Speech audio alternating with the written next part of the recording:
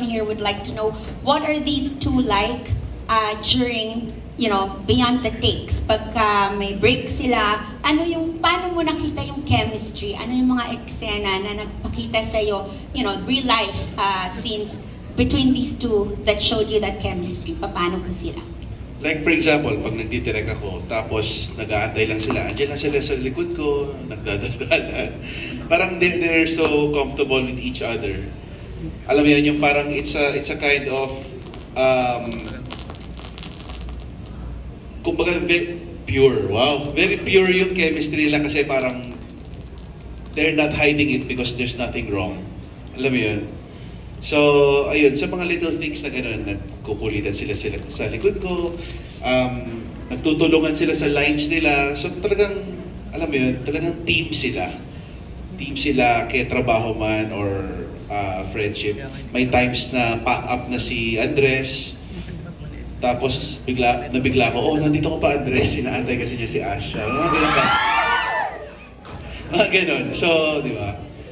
Kapag ganun na sila ka-komportable behind the scenes, how hard can it be na dalhin yun on screen? True. We agree. And if anything po, si Bobby, dito, we've been brought back to our 16-year-old selves. So, salamat kasi kilig na kilig silang lahat. At si Bobby.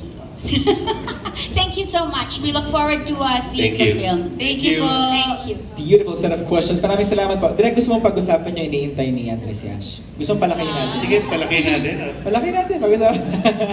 Maraming salamat. Next up is from Philippine star, Dolly Ann Carvajal. Hello. Hi, Andres. I was texting your Hello, dad. Miss Dolly. I sent him the video and he said he's very proud of you. Your dad. Kasi we go a long way back. Anyway, my question is, what love advice do you find hard to follow? What love For both of advice you. do I find hard to follow? Wow, ang lalim nun. What love advice do I find hard to follow? You know what? Love can be a scary thing at times, right? But at the same time, love can also make you do things that you're unaware of. And I think the scariest love advice that there could be is following your heart. Because minsan you don't know where that could take you, It could take you to, a different set of experiences, either like I said earlier, the highs and the lows of love. But overall, it's a journey. And I think that's the scariest part about it. Would you follow just the same? Sorry? But you'll follow your heart when the time comes. Ako naman, I always believe that, yes. kahit nakakatakot naman, diba? No, kahit nakakatakot talaga, you gotta follow your heart talaga. Because it's what tells you, what's right and what's wrong. You know what I mean? And it gives you a sense of, how do I say this? It gives you a sense of purpose in life as well. Because in everything we do naman in life, everything that we're passionate about, everything that we like or we love, it's all out of love talaga. And I think anything that's made, it starts with love. So never half-hearted, talagang wholehearted. But Ashton, thank you, Andres. Siguro sa akin po, parang base sa mga naririnig kong kwento-kwento ng mga friends ko, siguro mahirap i-follow yung piliin mo yung sarili mo. Kasi may mga oras na parang hindi mo na nakukuha kung ano yung deserve mo. And minsan magiging rason na hindi ko iiwan kasi mahal ko eh. Pero ang na-realize ko doon, parang mas dapat piliin mo yung sarili mo kasi strength din yun eh. Kasi it takes courage sometimes to choose yourself. Self-love. Yes. Thank you. For direct, nabanggit ng colleague ko dito, si Eugene Assis, na possible ba si Andres and si Ashton maging next Guy and Pete? Sa tingin mo? Hindi ko po inabutan yung gaya. Pero syempre, bilang millennial po ako. Pero I heard they were sensational back then. And from what I see sa social media reactions, alam yan, nag-shoot kami sa liblib, kilala sila hanggang doon. Talagang tumitili yung mga tao doon na sa mga lugar na hindi mo expect na aabot yung Yung Viva 1. So, ganun sila ka-sensational. Global din. To think na wala pa silang 1 year as a love team, tapos ayun nga, hindi pa lumalabas sa TV talaga, sa pelikula. So, I'm excited for their path. Kasi sobrang, kung ganitong level pa lang, very intense na yung impact nila sa mga tao.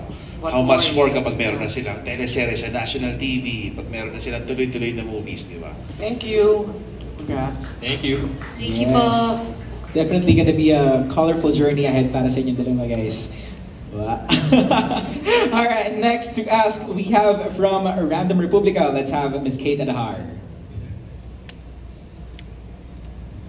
Hi, good afternoon for Ash Dress. Hello po. Na-mention Hello. kanina yung global fame. So how do you stay grounded? How do you remind yourself na wag umakyat sa ulo?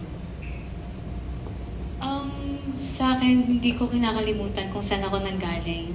And lagi kong iniisip na kung nasan ako ngayon, hindi yun dahil sa akin, kundi dahil sa mga taong nasa paligid ko na tumulong at naniwala sa akin. Ako naman, para sa akin, I think really nothing has changed. You know, we still come to work and we still want to do our best for the people that support us and that have been supporting us. Really, of course, this is our job, but we do it for all of you guys. Really, we want to put out stuff for you that you can enjoy, really, and we just want to work and give our best for you all. Thank you. And for Andres, nabanggit Excuse me, can I add something lang, related lang doon? I'm actually surprised na sa level of tiredness na meron sila sa sunod-sunod nilang ganap. I actually appreciate them so much na hindi mo sila makikitaan ng attitude sa set or alam mo yung wala sa mood. So, sana i-keep nyo yan kapag mas lalo kayong sumikat kasi that's one of your strengths. Nice. And Andres, kanina na-mention your showbiz royalty, diba? Pero you have started to prove yourself and make a name for yourself. How does that feel? And nasan yung parents mo rin dito sa nangyayari sa'yo?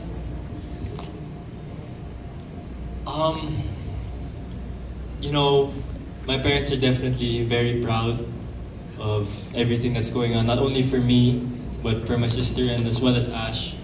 But ako talaga, I would have never expected any of this to really happen, you know. I just wanted to do a good job. I wanted to improve and get better. And I guess now we're here and there's still a lot more talaga to learn and a lot more people to meet in this industry. And overall, like, I'm just really grateful talaga. Thank you, thank you. Thank you.